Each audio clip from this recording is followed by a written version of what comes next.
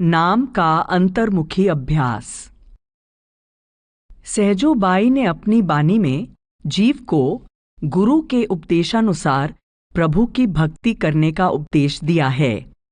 वे दृढ़ता से कहती हैं कि आध्यात्मिक अभ्यास मनमाने ढंग से नहीं, बल्कि गुरु द्वारा समझाई युक्ति के अनुसार करना है।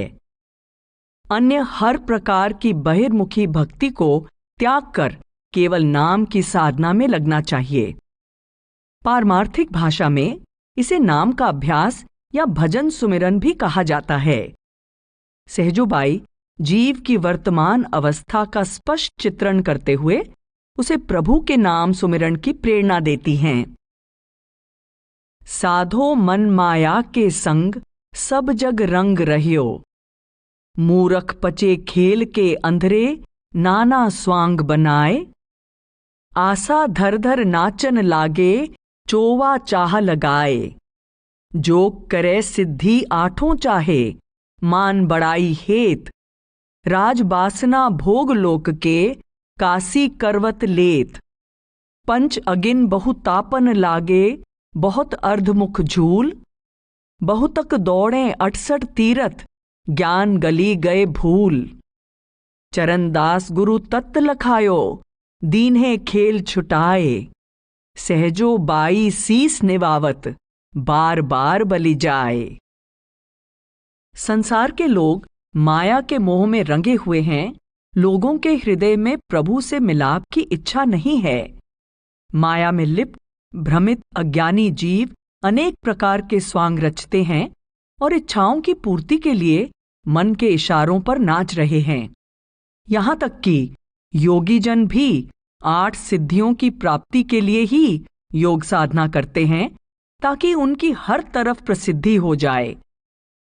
कई लोग अगले जन्म में स्वर्ग के सुख अथवा सुख समृद्धि की कामना से काशी जाकर आरे से सिर कटवा लेते हैं। किसी ने चारों ओर धूनियां रमाई हुई हैं और 5वां सूर्य ऊपर तप रहा है। कई लोग उल्टे लटक कर भक्ति कर रहे हैं।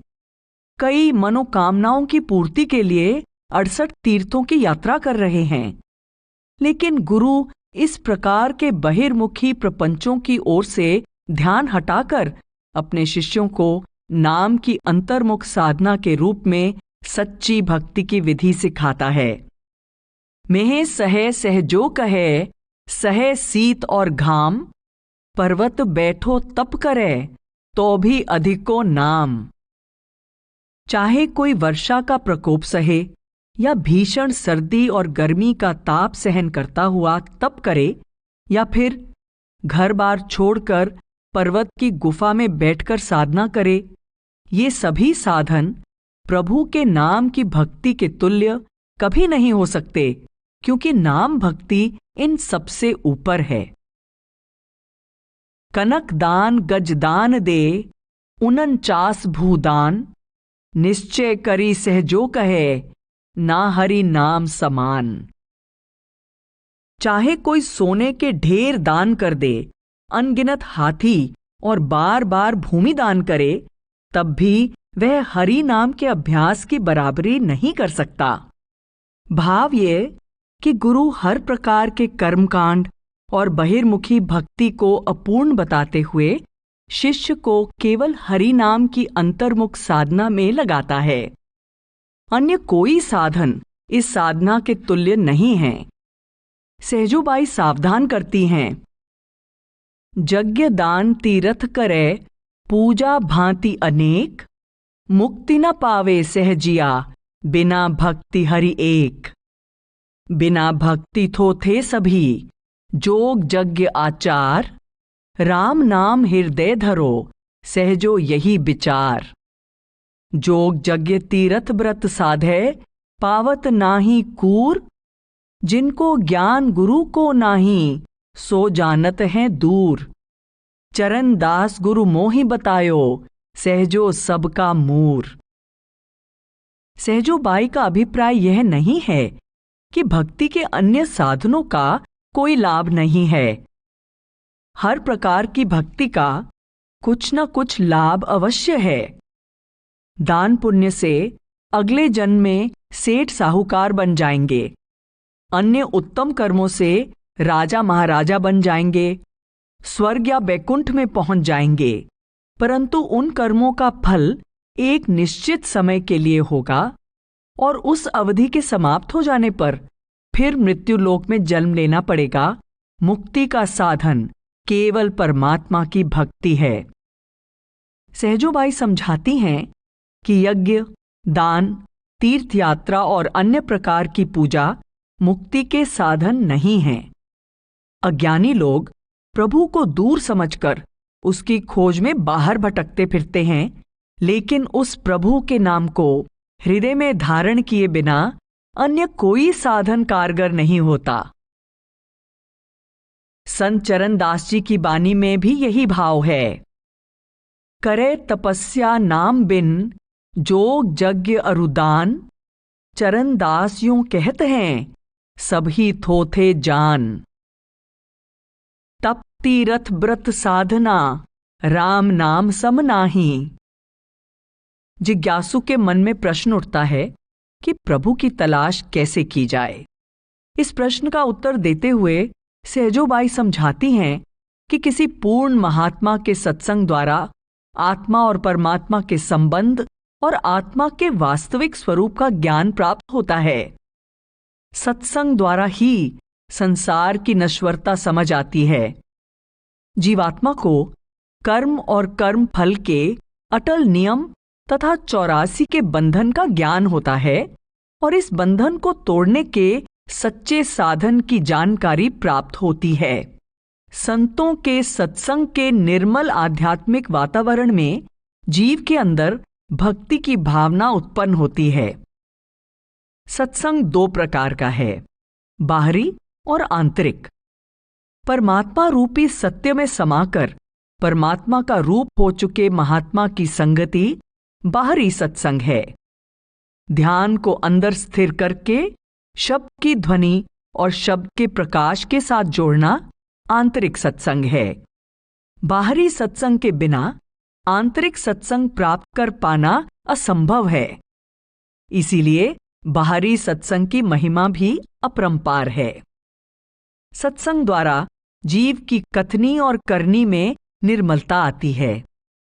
सत ही मुखसू बोलिए, सत ही कीजिए ध्यान। उसके अंदर से झूठे संसार और इसके संबंधों का मोह फीका पड़ने लगता है और सच्चे प्रभु के साथ प्रेम बढ़ने लगता है। इसकी वृत्ति सांसारिक के बजाय पारमार्थिक हो जाती है। जो ध्यान सदा माया में जगत में लगा रहता था, अब सच्चे गुरु, सच्चे नाम और सच्चे प्रभु की ओर पलट जाता है। लेकिन सत्संगति के अभाव में जीव का विवेक जागृत नहीं होता और वह अज्ञानता के अंधेरे में डूबा रहता है। अज्ञानी जीव संसार में चल रहे 24 के खेल को समझने का प्रयत्न नहीं करता। 24 समझे नहीं, कैसे छूटे खेद। परिणाम यह होता है कि जीव सदा अज्ञानता के अंधेरे में भटकता रहता है और दुखों की मार खाता है। सांख्य दर्शन में प्रकृति का स्वरूप स्पष्ट करते हुए 24 यानी 4 + 20 = 24 का विवरण इस प्रकार से दिया गया है। बुद्धि, अहंकार, मन, चित्त, 5 ज्ञानेंद्रियां, 5 कर्मेंद्रियां, 5 तन्मात्राएं और 5 तत्व, ये सब मिलकर 24 बनते हैं। 5 कर्मेंद्रियां और 5 ज्ञानेंद्रियां सांसारिक कार्य व्यवहार के लिए हैं। आत्मा का केंद्र 10 इंद्रियों से ऊपर है। जीव का ध्यान आंखों के ऊपर से उतरकर 10 इंद्रियों के द्वारा सारे संसार में फैल जाता है। सहजोबाई इस सारी प्रक्रिया को समझाते हुए कहती हैं, आत्मा और परमात्मा के बीच सबसे बड़ी रुकावट मन और इंद्रियों की है। परमात्मा का निवास शरीर के अंदर आंखों से ऊपर है, परंतु मन इंद्रियां ध्यान को बार बार ऊपर से नीचे और अंदर से बाहर की ओर खींचती हैं। कैसे छूटे खेद, पंचकू जीते नाही।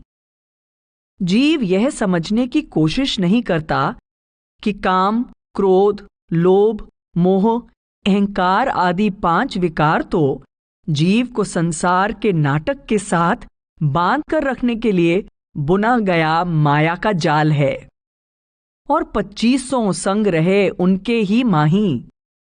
5 तत्वों की 5 प्रकृतियां मिलकर 25 प्रकृतियां बन जाती हैं।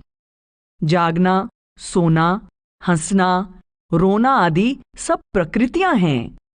जीव सदा इनमें डामाडोल होता रहता है। इसको सहज अवस्था और उसकी प्राप्ति के साधन का ज्ञान नहीं, इसीलिए यह सदा दुखों की चक्की में पिसता रहता है। दोए सदा लागी रहे 84 के फेर। अज्ञानी जीव अच्छे बुरे, दोस्त दुश्मन, अपने पराए, दुख सुख की भावना का शिकार है। यह भावना मन माया द्वारा उत्पन्न की हुई है। प्रभु के अतिरिक्त अन्य सब कुछ माया द्वारा उत्पन्न किया हुआ भ्रम है। इस भ्रम का शिकार होकर जीव जो जो कर्म करता है वे इसको आवागमन के चक्कर के साथ बांध देते हैं। 5 विकारों के दुष्प्रभाव की व्याख्या करते हुए सहजोबाई कहती हैं, निंदा हिंसा त्याग करी। निंदा के पीछे अपने आप को बड़ा और दूसरे को छोटा समझने का भाव छिपा होता है। निंदा की जड़ अहंकार है। अहंकार सबसे खतरनाक विकार है। किसी दूसरे को छोटा या घटिया समझना मानो अपने सृजनहार को छोटा और घटिया समझना है। पूर्व कर्मों के कारण हर प्राणी अलग अलग रूप और अवस्था में विचरण करता है, परंतु आत्मा सब में एक समान है। जब सबकी आत्मा एक समान है, परमात्मा की अंश है, तो किसी की भी निंदा करना सृजनहार की निंदा है। इसलिए सबसे पहले निंदा का त्याग कर देना चाहिए। दूसरे जीवों को दुख देना, उनकी हत्या करना मानो आध्यात्मिक उन्नति की जड़ काटना है। हर जीव के अंदर एक ही प्रभु की ज्योति समाई हुई है। एक तरफ किसी को दुख देना या जीवों की हत्या करना और दूसरी तरफ प्रभु की भक्ति में उन्नति कर पाना, यह तो दिन और रात को इकट्ठा करने के समान असंभव है।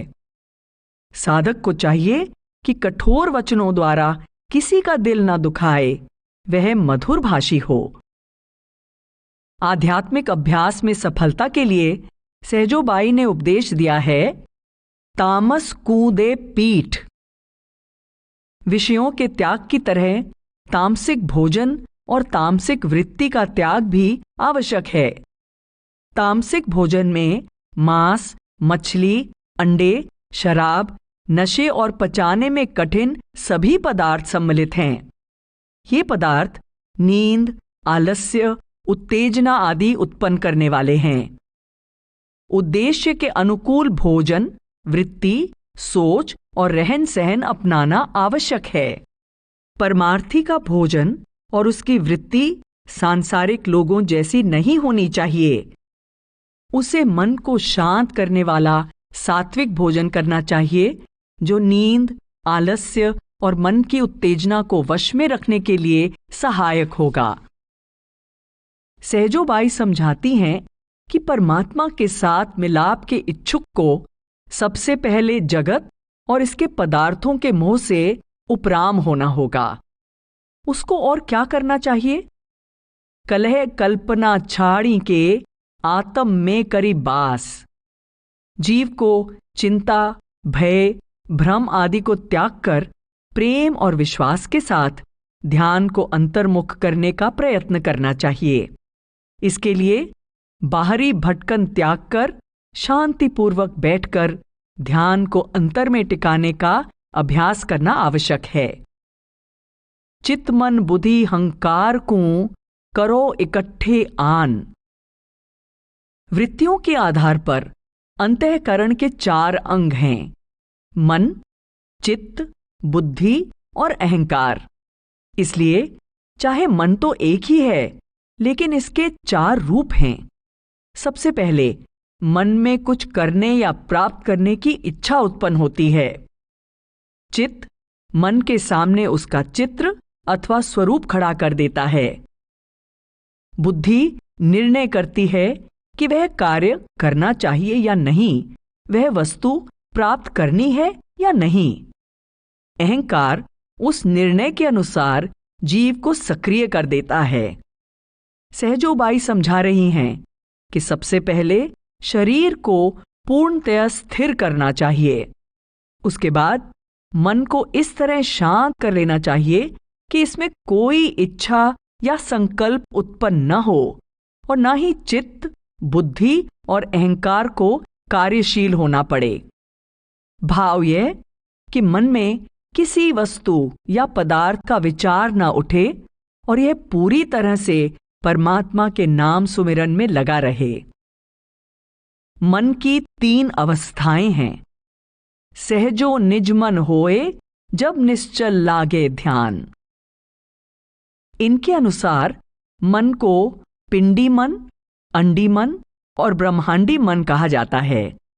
स्थूल शरीर में पिंडी मन, सूक्ष्म शरीर में अंडी मन और कारण शरीर में ब्रह्मांडी अर्थात निज मन कार्यशील होता है। जब अनहद शब्द के साथ जुड़कर मन और आत्मा त्रिकुटी में पहुंच जाते हैं तो निज मन अपने स्रोत में समा जाता है, क्योंकि मन का स्रोत ही दूसरा आंतरिक मंडल त्रिकुटी है। मन से अलग हुई आत्मा तीसरे आंतरिक मंडल में पहुंच जाती है। अब शरीर, मन और इंद्रियों की पकड़ से स्वतंत्र हुई आत्मा उस मंडल में अपने वास्तविक स्वरूप को प्राप्त कर लेती है और परमात्मा के साथ मिलाप करने के योग्य बन जाती है। ध्याता थाके ध्यान में, ध्यान ध्येय के माही। शुरू में ध्यान करने वाला जीव, ध्यान और जिसका ध्यान किया जाता है, ये तीनों अलग अलग होते हैं।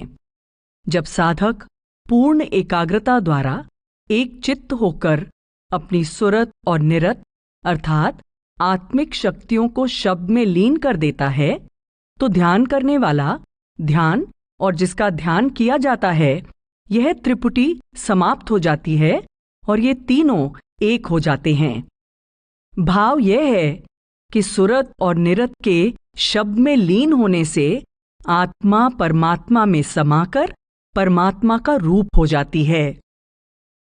इस समय जीव जागृत, स्वप्न और सुषुप्ति 3 अवस्थाओं में विचर रहा है। तीनों अवस्थाओं की सीमा पार करने पर आत्मा तुर्यावस्था में पहुंचती है। 3 अवस्था छोड़ी जाए तुर्यासु पागो। निराकार निर्गुण तहां इकरस चेतन रूप। इस निर्गुण अवस्था में उसे निराकार प्रभु का बोध हो जाता है। इससे पहले चेतन आत्मा की गांठ जड़ मन से बंधी हुई थी। गांठ खुलने पर आत्मा पूर्णतया चेतन हो जाती है। पहले आत्मा राग, द्वेष, दुख, सुख के दायरे में कैद थी, लेकिन अब इसे सदैव एक रस रहने वाली सहज अवस्था प्राप्त हो जाती है।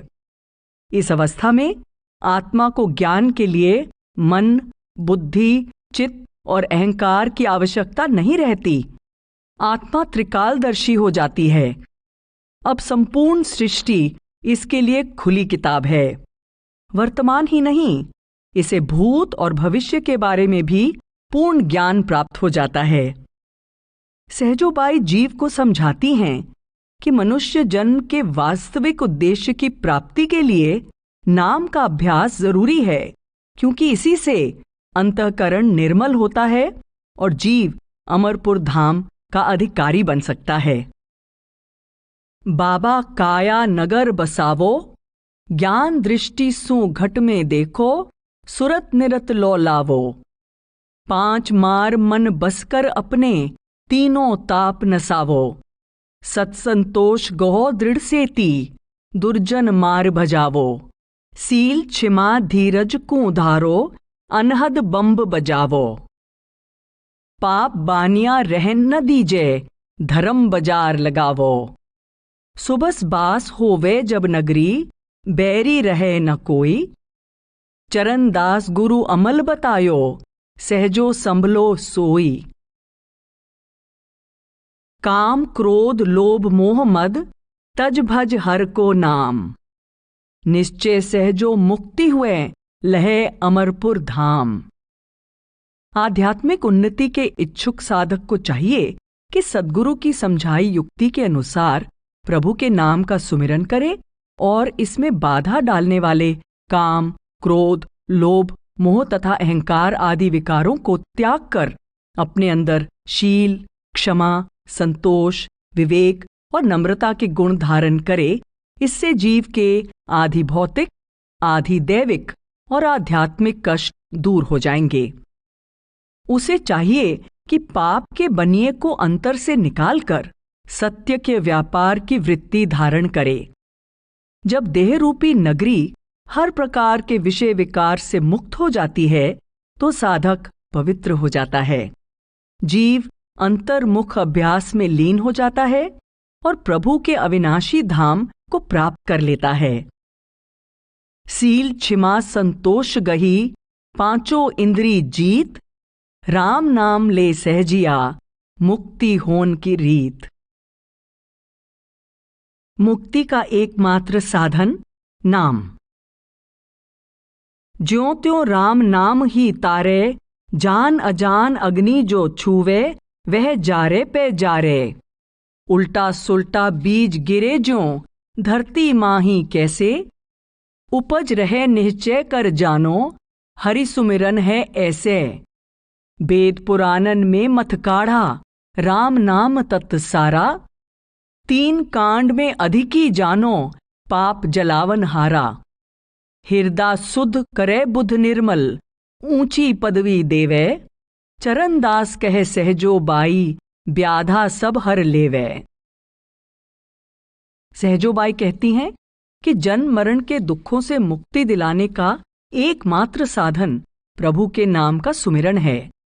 अनपढ़ या विद्वान, अज्ञानी या ज्ञानी, जो कोई भी नाम की कमाई करता है उसका उद्धार निश्चित है। खेत में उल्टा पड़ा बीज भी अंकुरित हो जाता है और सीधा पड़ा भी।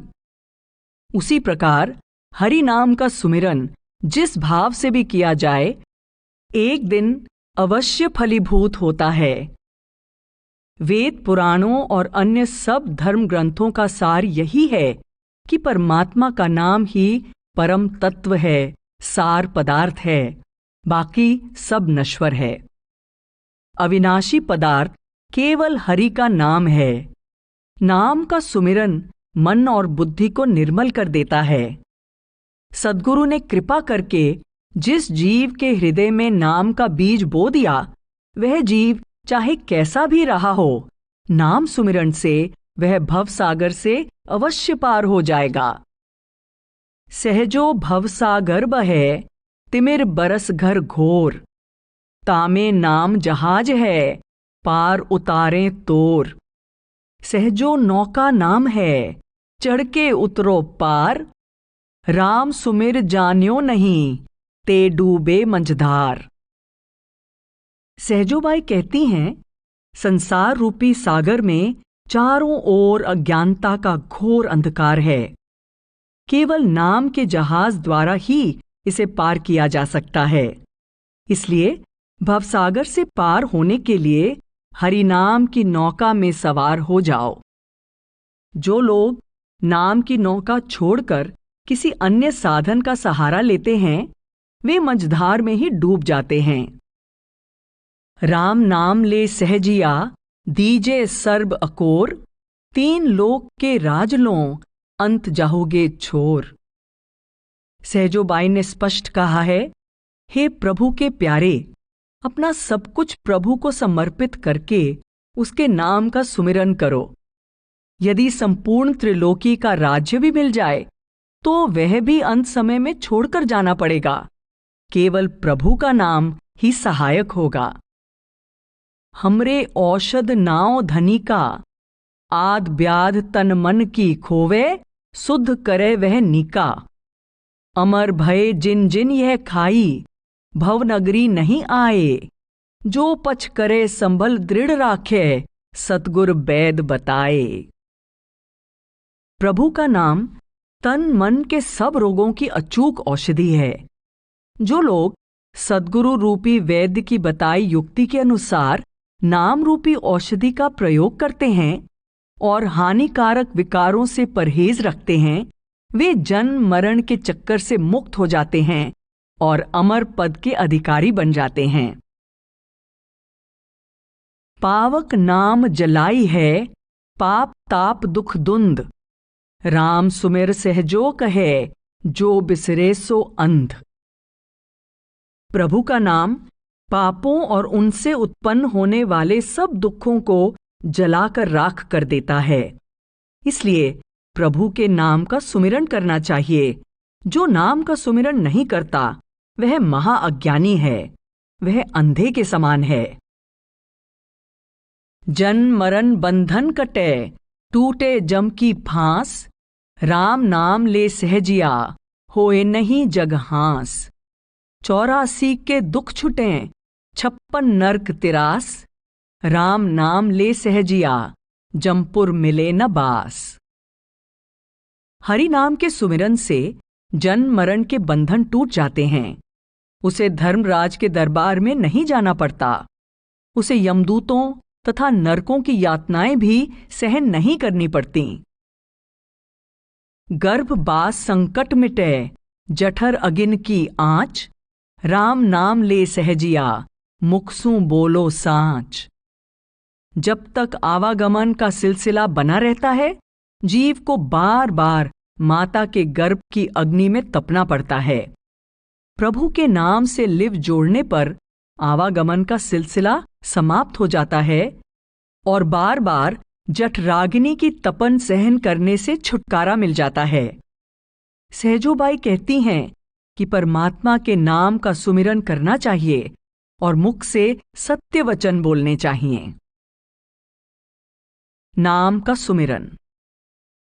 सुमिरन संस्कृत के शब्द स्मरण से बना है, जिसका अर्थ है याद करना। सुमिरन करना मन का स्वभाव है।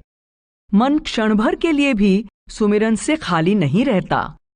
यह पल पल संसार के रूपों और पदार्थों का सुमिरन करता रहता है।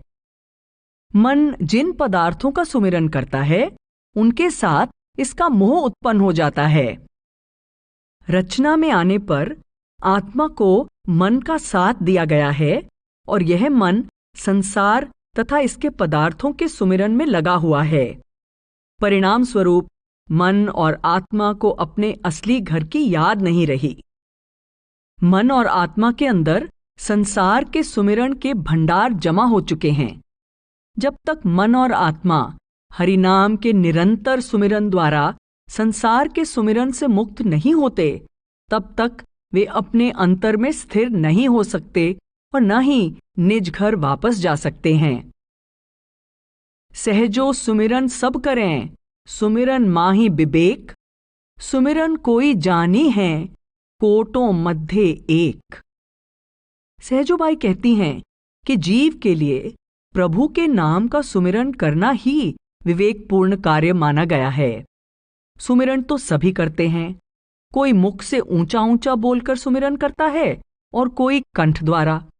इस प्रकार मन मर्जी से तो सभी सुमिरन करते हैं, परंतु नाम के सुमिरन की सही विधि का ज्ञान करोड़ों लोगों में किसी विरले को ही है। सहजो सुमिरन कीजिए, हृदय माही दुराए। होठ होठ सु ना हिले, सके नहीं कोई पाए। राम नाम यों लीजिए, जाने सुमिरनहार।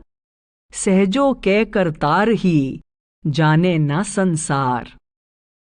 सुमिरन चुपचाप मन द्वारा करना चाहिए। न जीभ हिलनी चाहिए और न होंठ हिलने चाहिए। सुमिरन इस प्रकार करना चाहिए कि केवल सुमिरन करने वाले को और जिसका सुमिरन किया जा रहा है, यानी उस प्रभु को पता हो। संसार को जताने के लिए सुमिरन करना तो अपने वास्तविक उद्देश्य से भटक जाना है। वर्तमान अवस्था में मन सांसारिक पदार्थों के सुमिरन में लीन है। इसी कारण मन और आत्मा पर माया मोह की मैल चढ़ती जा रही है। लेकिन जब सद्गुरु के उपदेश के अनुसार जीव अंतर्मुख होकर प्रभु के नाम का सुमिरन करने लगता है तो मन और आत्मा निर्मल होने लगते हैं। सहजोबाई जीव को प्रेरणा देती हैं कि ध्यान निरंतर सुमिरन में ही रहना चाहिए। बैठे लेटे चालते खान पान व्यवहार, जहां तहां सुमिरन करे सहजो हिये निहार। जागत में सुमिरन करे सोवत में लौ लाए, सहजो इकरस ही रहे तार टूट नहीं जाए। 8 पहर सुमिरन करे बिसरे ना छिन एक, अष्टादश और 4 में सहजो यही विशेष। सहजोबाई उपदेश देती हैं, बैठे लेटे चालते खान पान व्यवहार, यानी चलते फिरते खाते पीते संसार के सभी कार्य व्यवहार करते हुए मन ही मन नाम का सुमिरन करते रहना चाहिए। जागत में सुमिरन करे सोवत में लौ लाए, केवल जागते हुए ही नहीं सोते समय भी सुमिरन करना चाहिए। मन में आश्चर्य होता है कि सोते समय सुमिरन कैसे किया जा सकता है। वर्तमान अवस्था में नींद में संसार के स्वप्न आते हैं, यह संसार का सुमिरन है। प्रभु के नाम का सुमिरन करते करते साधक ऐसी अवस्था में पहुंच जाता है जहां सुमिरन का प्रवाह स्वयं चलता रहता है। वह प्रवाह सोते समय भी जारी रहता है। शुरू में सुमिरन करने के लिए मन के साथ कड़ा संघर्ष करना पड़ता है। मन बार बार संसार के सुमिरन की ओर जाता है। जैसे अंधकार का नाश केवल प्रकाश ही कर सकता है, उसी प्रकार केवल हरिनाम का निरंतर सुमिरन ही मन से संसार का मोह निकाल सकता है। 8 पहर सुमिरन करे बिसरे ना छिन एक, दिन रात सांस सांस के साथ सुमिरन का प्रवाह चलता रहना चाहिए। सहजोबाई कहती हैं, मेरा यह उपदेश नया या अलग नहीं है। चारों वेदों, 18 पुराणों तथा अन्य सब धर्म ग्रंथों में भी यही उपदेश दिया गया है कि केवल प्रभु के नाम का सुमिरन ही मन को संसार के सुमिरन से मुक्त कर सकता है और मन तथा आत्मा की गांठ को खोल सकता है। हंसा सोहम तार कर सुरत मकरिया पोए, उतर उतर फिर चढ़े सहजो सुमिरन होए। बरत बांध कर धरन में कला गगन में खाए, अर्ध उर्ध नट ज्यों फिरे सहजो राम रिझाए। आध्यात्मिक अभ्यास में आत्मा की 4 चालें मानी गई हैं, चींटी चाल, मकड़ी चाल, मीन चाल और विहंगम चाल। चींटी दीवार पर चढ़ने का प्रयत्न करती है। वह बार बार गिरती है और बड़ी कठिनाई से दीवार पर चढ़ने में सफल होती है। मकड़ी अपने बनाए तार के सहारे आसानी से ऊपर नीचे आ जा सकती है। मछली पानी की धारा के विरुद्ध लंबी छलांग लगा लेती है। पक्षी जब चाहे आसानी से उड़कर आकाश में पहुंच जाता है और जब चाहे धरती पर आ जाता है। सहजोबाई समझाती हैं कि शुरू में आत्मा को शरीर के आंखों से ऊपरी भाग में स्थिर करना बहुत कठिन होता है। ध्यान बार बार ऊपर से नीचे और अंदर से बाहर दौड़ता है। अभ्यास में उन्नति से यह शब्द की डोरी को पकड़कर मकड़ी की तरह आसानी से ऊपर नीचे आ जा सकती है। नट धरती में गड़े बांस पर मजबूती से बंधी रस्सी पर चढ़कर आकाश में कई प्रकार की कलाएं दिखाता है। उसी प्रकार अभ्यास के पक्का हो जाने पर आत्मा रूपी नटनी आसानी से आंतरिक आकाश में चढ़कर मन चाहे करतब करती है। यहाँ आकाश का अर्थ है त्रिकुटी का शिखर जिसको संतों ने गगन कहकर पुकारा है। जब आत्मा दूसरे आंतरिक मंडल त्रिकुटी को पार कर लेती है तो यह मन, इंद्रियों तथा कर्मों के सब आवरणों से मुक्त हो जाती है। हंसा सोहम तार कर का भाव है कि आत्मा शब्द की डोरी को पकड़कर तीसरे लोक में पहुंच जाती है। वहां पहुंचने पर इसे हंस गति प्राप्त हो जाती है। तीसरे मंडल 10वें द्वार में पहुंचकर इसके माया तथा संस्कारों के पर्दे भी उतर जाते हैं। संतों ने इस हंस गति अर्थात आत्मा की निर्मल अवस्था को ही आत्मा की पहचान, अपने निज स्वरूप की पहचान आदि की अवस्था कहा है। सोहम का अर्थ है मैं वही हूं। उस अवस्था में पहुंचकर आत्मा को ज्ञान हो जाता है कि मेरा असल वह परमात्मा है। 10वें द्वार में हो रही शब्द की ध्वनि को भी संतों ने सोहम की ध्वनि कहा है। इस अवस्था में आत्मा क्षण भर में आंतरिक मंडलों में पहुंच जाती है और आंखें खोलते ही फिर शरीर तथा संसार में आ जाती है। पूर्ण संतों की विहंगम चाल होती है। वे आंखें बंद करते ही प्रभु के दरबार में पहुंच जाते हैं तथा आंखें खोलते ही फिर वापस शरीर और संसार में आ जाते हैं। अजप्पा जाप। हक्कारे उठ नाम सू सक्कारे होए लीन, सहजो अजप्पा जाप यह चरण दास कह दीन। सब घट अजप्पा जाप है हंसा सोहंग पुरुष, सुरत हिये ठहराए के सहजो या विधि निरख। सब घट व्यापक राम हैं देही नाना भेष, राव रंक चंडाल घर सहजो दीपक एक।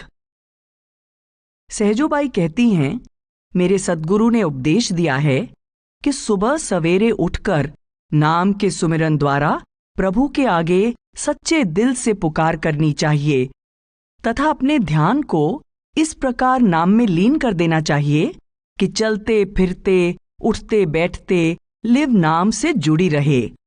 यही अजप्पा जाप है जिसका भेद सद्गुरु अपने शिष्य को देते हैं। अमीर गरीब, राजा रंक, पुण्यात्मा और पापी में जो भी अंतर है शरीर तक ही सीमित होता है। प्रभु के शब्द की ध्वनि और शब्द का प्रकाश प्रत्येक शरीर में समान रूप से समाया हुआ है। शिष्य को चाहिए कि सद्गुरु के उपदेशानुसार ध्यान को अंतर में स्थिर करके शब्द के अजप्पा जाप से जोड़ दे। तब शब्द की ध्वनि सुरत को चुंबक के समान अपनी ओर खींचेगी। आत्मा उससे दिशा प्राप्त करके शब्द के प्रकाश के सहारे आंतरिक मंडल पार करती हुई घट घट में रमे हुए राम अर्थात परमात्मा के धाम में पहुंच जाएगी। लगे सुन में टकटकी आसन पदम लगाए, नाभि नासिका माही कर सहजो रहे समाए। सहज श्वास तीरथ बहे सहजो जो कोई नहाए, पाप पुण्य दोनों छुटें हरिपद पहुंचे जाए। साधक दृढ़ आसन में अडोल बैठकर ध्यान को आंखों से ऊपर एकाग्र तथा स्थिर करके सुन्न मंडल में पहुंच जाता है। सुन्न से अभिप्राय तीसरे आध्यात्मिक मंडल से है जिसको संतों ने 10वां द्वार, अमृतसर, प्रयाग, त्रिवेणी, मानसरोवर, पार ब्रह्म आदि कहा है। सुरत शब्द के अभ्यास से साधक को वह अनुपम अवस्था प्राप्त हो जाती है जिसमें उसकी आत्मा कई घंटे ही नहीं बल्कि कई कई दिन बिना हिले अंदर टिकी रहती है। शरीर मुर्दे के समान होता है परंतु सांस सहज रूप में चलती रहती है। उस अवस्था में आत्मा हर पल 10वें द्वार में नाम के तीर्थ पर स्नान करती है। तब यह पाप और पुण्य से मुक्त होकर प्रभु के चरण कमलों में पहुंच जाती है।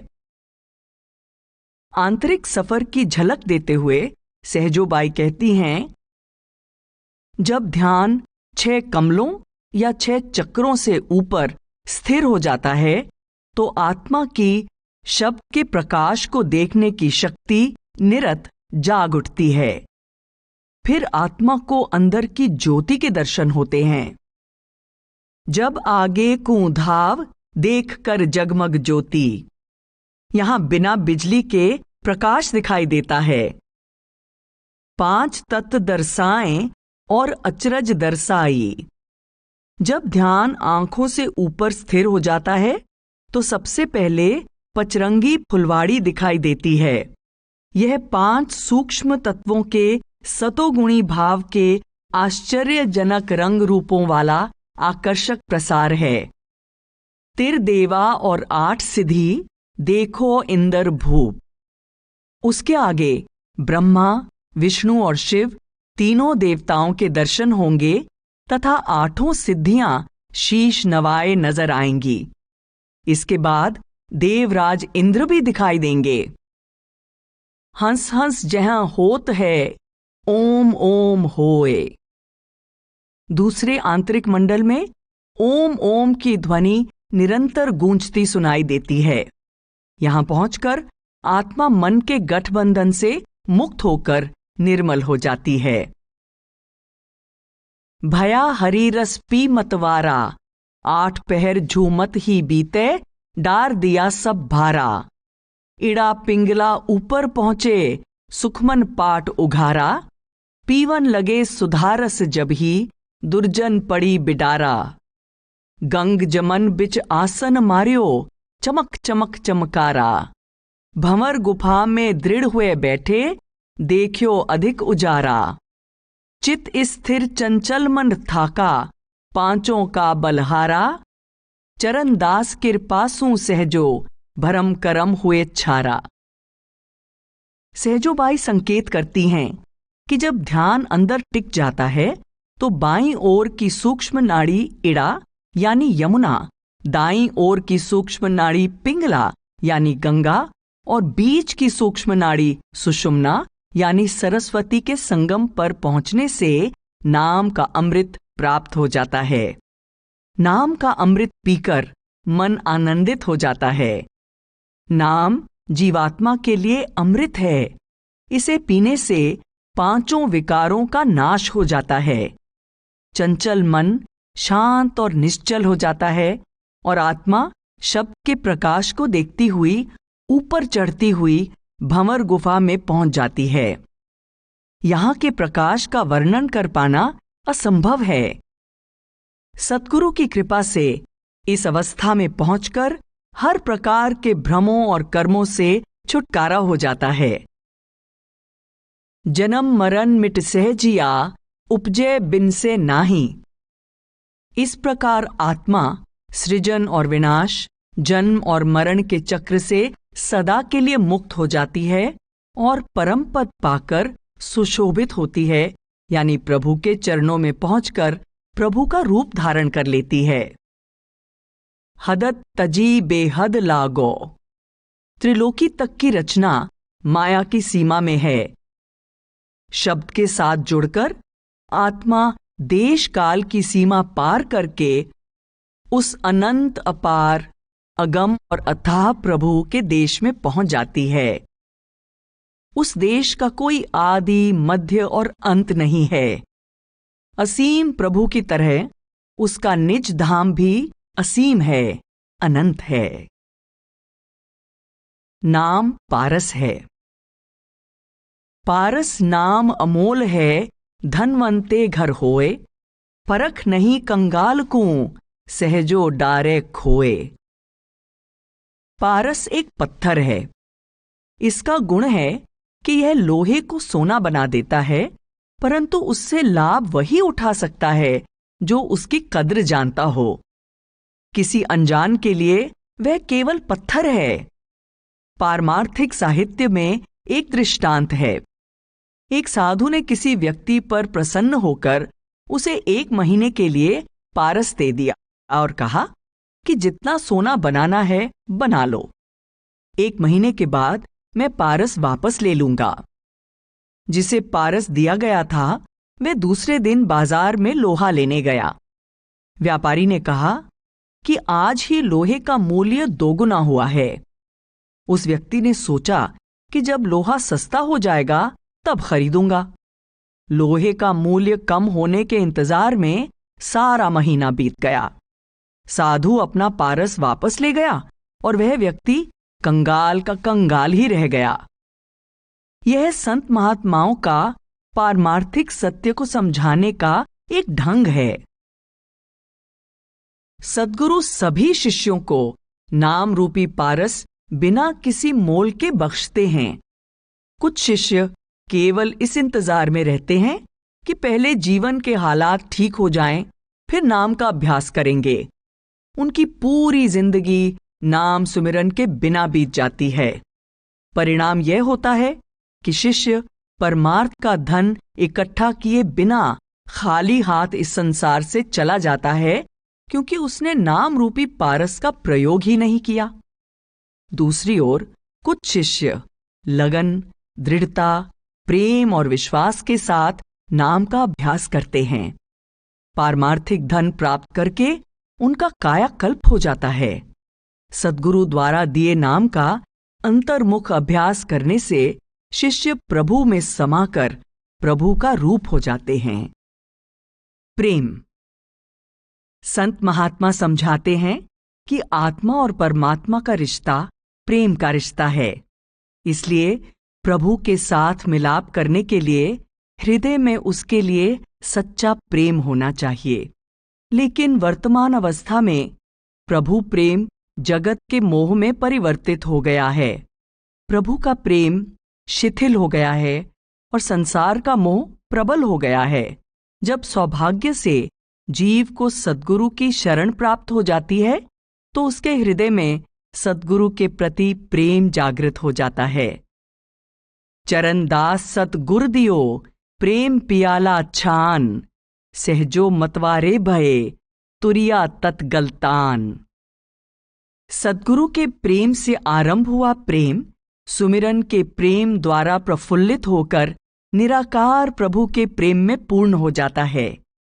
फिर वह प्रेम संपूर्ण रचना के प्रेम तक फैल जाता है, क्योंकि जीव को रचना की प्रत्येक वस्तु में प्रियतम प्रभु ही समाया हुआ दिखाई देता है।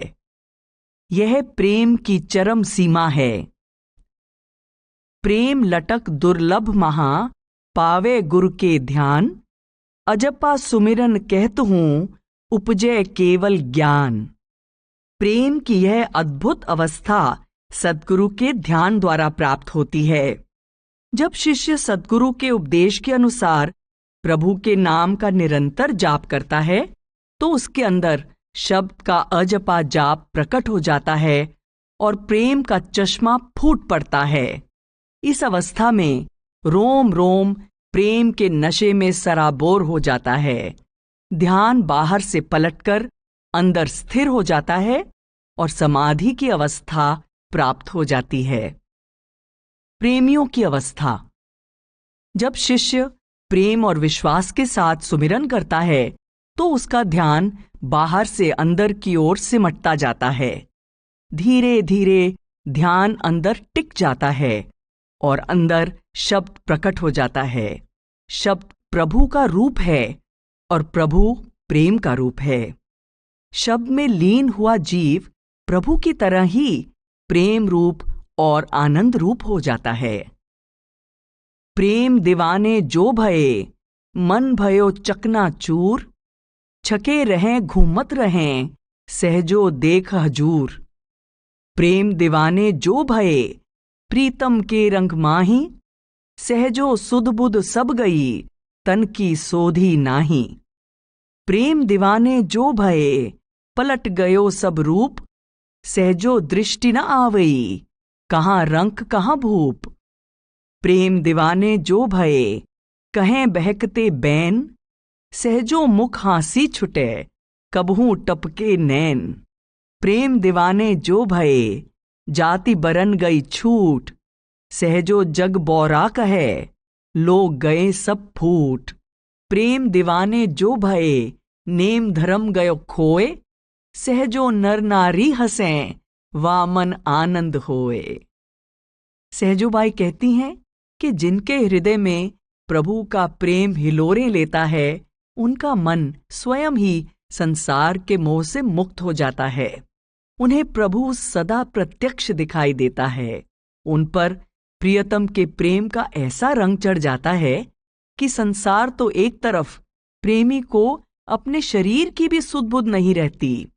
प्रेमियों की अवस्था बिल्कुल बदल जाती है। वे राजा और रंग के भेदभाव से ऊपर उठ जाते हैं। लोगों को उनकी बातें अटपटी सी लगती हैं। वे पल भर में प्रभु की याद में रो पड़ते हैं और अगले ही पल हंस पड़ते हैं। वे जाति पाति, कौमों, मजहबों और मुल्कों के भेदभाव से भी ऊपर उठ जाते हैं। लोग उनको बावरा कहने लगते हैं। उनके जीवन में बाहरी कर्मकांड कोई मायने नहीं रखते। लोग चाहे उनकी हंसी उड़ाएं, परंतु उन्हें इसकी कोई परवाह नहीं होती, क्योंकि वे तो उस परम आनंद में लीन होते हैं। नम्रता। सहजो बाई उपदेश देती हैं, परमार्थ में सफलता के लिए नम्रता का बहुत महत्व है। सद्गुरु के उपदेश पर चलते हुए मन में नम्रता धारण करनी चाहिए। जहां नम्रता सुख का साधन है, वहां अहंकार परेशानी और दुख को न्योता देता है। धन छोटापन सुख महा, धीरग बढ़ाई ख्वार, सहजो नन्हा हूजिए, गुरु के बचन सम्हार। सहजोबाई ने अपनी बानी में नम्रता को सब गुणों की खान माना है। लोक और परलोक में स्वार्थ तथा परमार्थ की दृष्टि से नम्रता की अपार महिमा है। सहजोबाई कई उदाहरणों द्वारा नम्रता का गुणगान करती हैं। सहजो तारे सब सुखी, गहे चंद और सूर, साधु चाहे दीनता, चहे बड़ाई कूर। चंद्रमा और सूर्य बड़े हैं, पर उनको ग्रहण लगता है। छोटे छोटे तारों को ग्रहण नहीं लगता। इसलिए साधु नम्रता के इच्छुक होते हैं और मूर्ख मान बढ़ाई के। अभिमानी नाहर बड़ो, भरमत फिरत उजाड़, सहजो नन्ही बाकरी, प्यार करे संसार। शेर अपने बल के अहंकार के कारण जंगलों उजाड़ों में भटकता है, जबकि नन्ही सी बकरी को सभी प्रेम करते हैं। इसलिए जिन लोगों में अहंकार होता है, लोग उनसे दूर रहते हैं। जिनके अंदर नम्रता होती है, सारा संसार उनसे प्रेम करता है। सीस कान मुख नासिका, ऊंचे ऊंचे नाव, सहजो नीचे कारने, सबको पूजे पांव। सिर, मुख, कान और नाक ऊंचे हैं, लेकिन पूजा हमेशा चरणों की होती है। नन्ही चींटी भवन में, जहां तहां रस लें, सहजो कुंजर अति बड़ो, सिर में डारे खे। चींटी छोटी है, वह घर में जहां चाहे जा सकती है और रस ले सकती है। हाथी आकार में बड़ा होता है, परंतु नहाने के बाद खुद अपनी ही सूंड से अपने ऊपर मिट्टी डाल लेता है। सहजो चंदा दूज का, दरस करे सब कोय, नन्हे सू दिन दिन बढ़े, अधिकों चांदन होए। दूज का चांद छोटा होता है, सब लोग उसका दर्शन करते हैं। जब वह छोटे से बड़ा होता जाता है, तो उसका प्रकाश दिन प्रतिदिन बढ़ता जाता है। उसी प्रकार नम्र व्यक्ति का सब तरफ यश होता है और उसके गुण बढ़ते जाते हैं। बड़ा भय आदर नहीं, सहजो आँखिन देख, कला सभी घट जाएगो, कछु न रहसी रेख। जो बड़ा बनता है, उसको कहीं आदर नहीं मिलता। अहंकार सब गुणों का नाश कर देता है। जैसे बड़ा होने के बाद चंद्रमा की कला घटते घटते ऐसी अवस्था प्राप्त कर लेती है कि एक दिन उसकी कोई रेखा तक नहीं रहती। सहजो नन्हा बालका, महल भूप के जाए, नारी पर्दा ना करे, गोद ही गोद खिलाए। राजा के महल में किसी युवक का प्रवेश कर पाना कठिन है, परंतु छोटा बच्चा अपनी निश्चलता से राजा के घर पहुंच जाता है। राजमहल की रानियां भी उससे पर्दा नहीं करती, वे उसके साथ लाड़ प्यार करती हैं। उसी तरह नम्र व्यक्ति को सब जगह प्रेम और सम्मान मिलता है। बड़ा न जाने पाई है साहिब के दरबार, द्वारे ही सो लागी है सहजो मोटी मार। अहंकारी व्यक्ति मालिक के दरबार में प्रवेश नहीं कर सकता। वह जितना बड़ा बनकर दिखाता है, उतनी अधिक मार खाता है। बारे दीवे चांदना बड़ा भय अंधियार, सहजो त्रिन हल्का तिरे डूबे पत्थर भार। दिया बड़ा हो गया है से अभिप्राय है कि दिया बुझ गया है। सहजोबाई कहती हैं कि जब तक दिया जलता रहता है, हर तरफ प्रकाश करता है।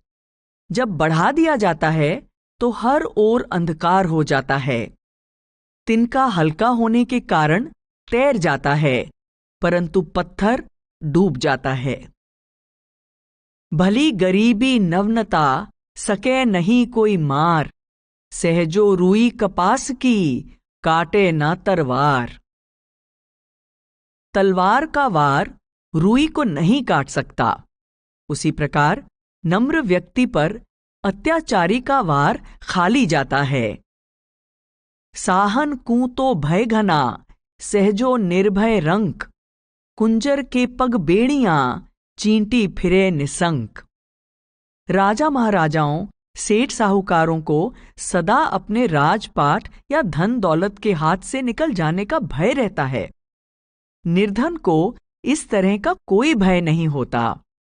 हाथी के पांवों में बेड़ियां डाली जाती हैं, जबकि चींटी निर्भय होकर जहां चाहे आ जा सकती है। चरणदास सदगुरु कही सहजो कूहिए चाल, सको तो छोटा हूजिए छूटे सब जंजाल। ऊंचे उज्जल भाग सूं आए मिले गुरुदेव, प्रेम दिया नन्हा किया पूरन पायो भेव।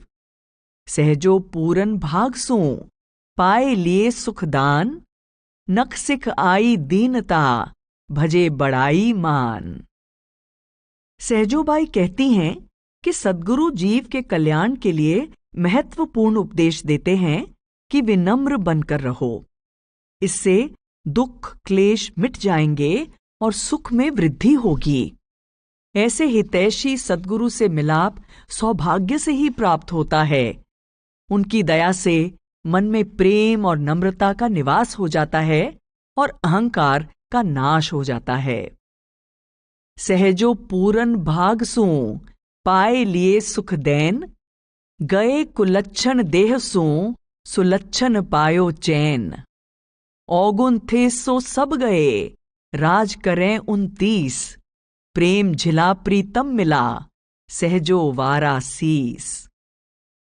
विनम्रता का गुण विषय विकारों और सब अवगुणों का नाश कर देता है। हृदय में शुभ गुण बस जाते हैं। ऐसी अवस्था में 29 भाव, 3 गुण, 25 प्रकृतियां और मन वश में आ जाते हैं और प्रभु भक्ति विकसित हो जाती है। सत्य का भेद प्राप्त हो जाता है। प्रेम में सराबोर सहजोबाई अपने प्रभु प्रीतम पर बलिहारी जाती हैं। सहजोबाई ने अपने आप को अबला, निर्बल, मूर्ख, अज्ञानी, पापों की पुतली आदि कहा है। नम्रता का ऐसा भाव उनकी महानता का शिखर है। नम्रता महात्मा की पहचान होती है। काम, क्रोध, लोभ, मोह को छोड़ देना आसान है, परंतु अहंकार का त्याग करके नम्र हो जाना कठिन है।